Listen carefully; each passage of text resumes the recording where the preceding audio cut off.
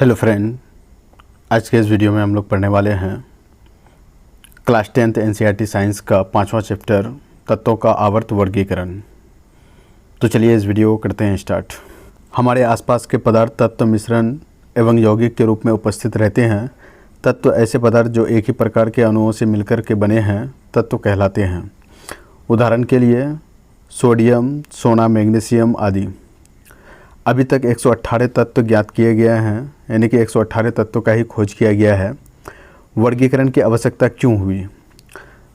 तत्व को सुव्यवस्थित ढंग से पढ़ने के लिए, यानी कि सही तरीके से पढ़ने के लिए तथा उसके अध्ययन को आसान बनाने हेतु उनको वर्गीकृत किया गया है। डॉ-बेराइनर के त्रिक नियम के अनुसार जब तत्वों को उनके बढ़ते हुए परमाणु भार के अनुसार क्रमवार लगाया जाए तो 3 तत्वों के समूह प्राप्त होते हैं जिन्हें त्रिक कहा गया है। त्रिक के मध्य तत्व का परमाणु भार अन्य दोनों तत्वों के परमाणु भार का मध्य होता है। उदाहरण तत्व और परमाणु भार। सबसे पहले हम लोग लेते हैं कैल्शियम, जिसका परमाणु भार है 40.1। उसके बाद है स्ट्रासियम Sr, जिसका परमाणु भार है 87.6। बेरियम, जिसका परमाणु भार है 137.3। सीमाएं। उस समय तक ज्ञात तत्वों में केवल 3 त्रिक ही ज्ञात कर सके थे। डॉ-बेराइनर त्रिक, लिथियम, सोडियम और पोटेशियम एक त्रिक थे। दूसरा था आपका कैल्शियम, स्ट्रासियम और बेरिलियम, आपका ये दूसरा त्रिक था। उसके बाद क्लोरीन, ब्रोमीन और आयोडीन, आपका ये तीसरा त्रिक था। न्यूलैंड्स का अष्टम सिद्धांत के अनुसार न्यूलैंड्स ने तत्वों को बढ़ते हुए परमाणु भार के क्रम में व्यवस्थित किया तो पाया कि प्रत्येक 8वें तत्व के गुण पहले तत्व के गुण के समान होते हैं। इसकी तुलना संगीत के अष्टम से की गई तथा इसलिए इसे अष्टम का सिद्धांत कहा गया। उदाहरण के तौर पे लिथियम एवं सोडियम धातु के गुण समान हैं। सीमाएं। नंबर 1, यह नियम केवल कैल्शियम धातु पर लागू होता है। नए तत्वों के गुण इस सारणी से मेल नहीं खाते थे। सारणी में तत्वों को समंजित करने के लिए न केवल 2 तत्वों को एक साथ रख दिया गया बल्कि असमान तत्वों जिसके गुणों में कोई समानता नहीं थी एक स्थान पर रख दिया गया। ये किस हिसाब से अपने तत्वों के बारे में नियम दिया था, चलिए उसको देख लेते हैं। ये दिया था संगीत के हिसाब से, सा, रे, गा, मा, पा, धा, नी के हिसाब से ये अपना नियम दिया था। सा में रखा था हाइड्रोजन, फ्लोरीन, क्लोरीन, कोबाल्ट, निकल और ब्रोमीन। रे में रखा था लिथियम, सोडियम, पोटेशियम, कॉपर। इस हिसाब से इसका ये टेबल बन करके सारे गामा पा धानी सा पा के हिसाब से बन करके तैयार हो गया था। अब हम लोग मेंडलीफ के आवर्त सारणी के बारे में जान लेते हैं। तत्वों के भौतिक तथा रासायनिक गुण इनके परमाणु द्रव्यमानों के आवर्त फलन हैं। मेंडलीफ के आवर्त सारणी तत्वों के रासायनिक गुणधर्मों पर आधारित है। इसमें 8 ऊर्ध्वाधर स्तंभ है जिन्हें समूह कहते हैं तथा 7 क्षैतिज पंक्तियां हैं जिन्हें आवर्त कहते हैं। मेंडलीफ की आवर्त सारणी की उपलब्धियां। नंबर 1, आगा तत्वों के लिए रिक्त स्थान छोड़े गए, जैसे स्केडियम, गैलियम तथा जर्मेनियम के लिए ये खाली जगह छोड़ दिया था। दूसरा है आपका समान गुणधर्मों वाले तत्वों को एक साथ स्थान मिल गया था। तीसरा में है पिछली व्यवस्था को छोड़े बिना ही अक्रिय गैसों का पता लगने पर इन्हें अलग समूह में रखा जा सकता था। सीमाएं। नंबर 1, समस्थानिकों की स्थिति स्पष्ट नहीं की। नंबर 2, हाइड्रोजन का स्थान निश्चित न होना। नंबर 3, कुछ तत्वों का परमाणु द्रव्यमानों के अनुसार अनुचित क्रम। उसके बाद हम लोग देख लेते हैं आधुनिक आवर्त सारणी। तत्वों के परमाणु द्रव्यमान की तुलना में उसका परमाणु संख्या अधिक आधारभूत गुणधर्म है। आधुनिक आवर्त सारणी आधुनिक आवर्त नियम के अनुसार तत्वों के गुणधर्म उसकी परमाणु संख्या का आवर्त फलन होते हैं। तो ये आपका आधुनिक आवर्त सारणी है। इस आवर्त सारणी पे एक डिटेल्स में वीडियो में बना करके अपने चैनल पे डाल दूंगा। मेंडलीफ की आवर्त सारणी के दोष आवर्त सारणी द्वारा दूर हो गए। नंबर 1, समस्थानिक की स्थिति स्पष्ट की गई। समान परमाणु संख्या वाले तत्व एक स्थान पर समान समूह में रखा गया। नंबर 2, कोबाल्ट जिसकी परमाणु संख्या 27 है वे निकेल परमाणु संख्या 28 से पहले आएगा। परमाणु संख्या सदैव पूर्ण संख्या होती है, अतः हाइड्रोजन व हीलियम के बीच में कोई तत्व नहीं आएगा। परमाणु संख्या को Z से निरूपित किया जाता है। परमाणु संख्या अणु के केंद्र में पाए जाने वाले प्रोटॉन की संख्या के बराबर होता है। आधुनिक आवर्त सारणी में 8 ऊर्ध्वाधर स्तंभ हैं जिसे समूह कहा जाता है और 7 क्षैतिज पंक्तियां हैं जिन्हें आवर्त कहा जाता है। किसी भी आवर्त में पाए जाने वाले सभी तत्वों में कोषों की संख्या समान होती है। उदाहरण के लिए lithium, barium, boron, carbon, nitrogen, इन सब का जो कोष होता है वो समान होता है, यानी कि उसका जो घर होता है वो समान होता है। लिथियम में भी आपको 2 घर मिलेगा जिसमें इलेक्ट्रॉन रहते हैं, बेरियम में भी आपको 2 घर मिलेगा, बोरोन में भी आपको 2 घर मिलेगा, कार्बन में भी 2 घर और नाइट्रोजन में भी आपको 2 घर मिलेगा। इन सभी तत्वों में कोषों की संख्या समान है। एक समूह के सभी तत्वों में संयोजी इलेक्ट्रॉन की संख्या समान होती है।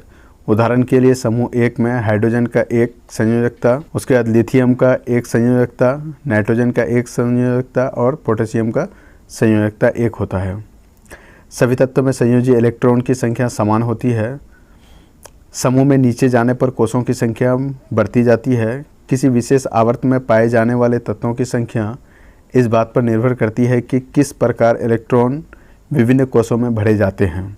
विभिन्न कोषों में भरे जाने वाले इलेक्ट्रॉन की संख्या के आधार पर आवर्त में तत्वों की संख्या बता सकते हैं।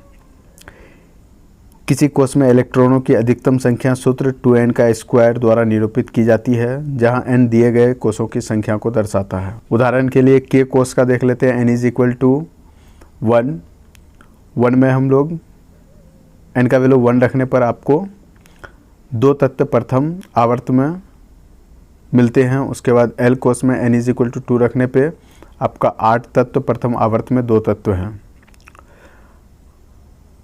आवर्त सारणी में तत्वों की स्थिति उनकी रासायनिक क्रियाशीलता को बताती है। संयोजकता इलेक्ट्रॉनों द्वारा तत्व द्वारा निर्मित आबंधन को प्रारूप तथा संख्या निर्धारित होती है। आधुनिक आवर्त सारणी की प्रवृत्ति। नंबर 1, संयोजकता।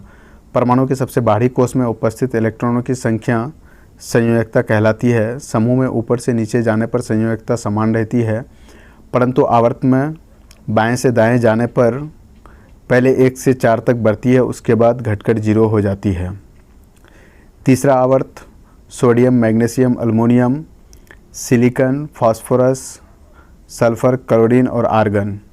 संयोजकता सोडियम का 1 होता है, मैग्नीशियम का 2 होता है, अल्युमिनियम का 3 होता है, सिलिकॉन का 4 होता है, फास्फोरस का 3 होता है, सल्फर का 2 होता है, क्लोरीन का 1 होता है और आर्गन का 0 होता है।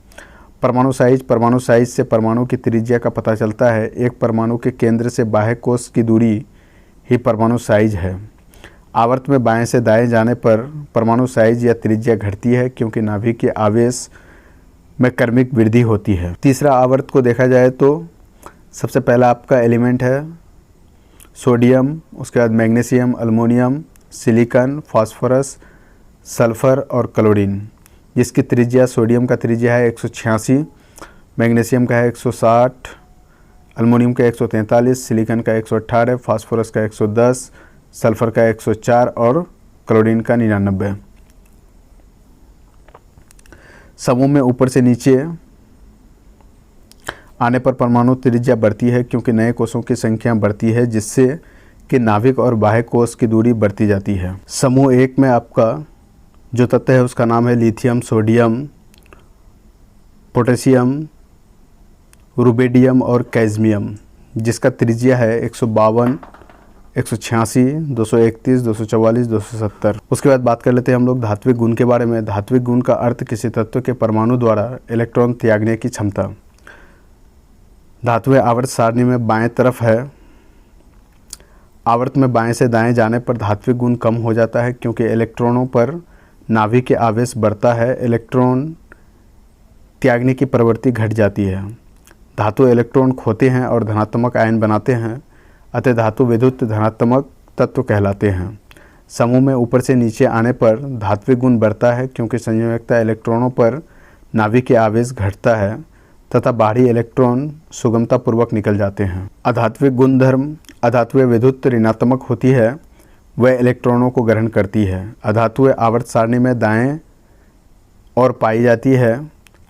आवर्त में बाएं से दाएं जाने पर अधात्विक गुण बढ़ता है क्योंकि प्रभावी नाभिक आवेश बढ़ने के कारण इलेक्ट्रॉन ग्रहण करने की प्रवृत्ति बढ़ जाती है। समूह में ऊपर से नीचे जाने पर अधात्विक गुण कम हो जाता है क्योंकि प्रभावी नाभिक आवेश कम हो जाता है, जिससे इलेक्ट्रॉन अपनाने की क्षमता कम हो जाती है। आवर्त सारणी के मध्य में उपधातु या अर्धधातुएं पाई जाती है। ये कुछ धातुओं के तथा कुछ गुण अधातुओं के दर्शाते हैं। धातुएं ऑक्साइड क्षारीय प्रकृति के होते हैं, जबकि अधातुएं ऑक्साइड अम्लीय प्रकृति के होते हैं। तो दोस्तों, आज के इस वीडियो में इतना ही। अगर ये वीडियो आपको इन्फॉर्मेटिव लगा है तो इस वीडियो को लाइक और शेयर करें तथा इस चैनल में बने रहने के लिए इस चैनल को सब्सक्राइब करें। Thank you for watching this video.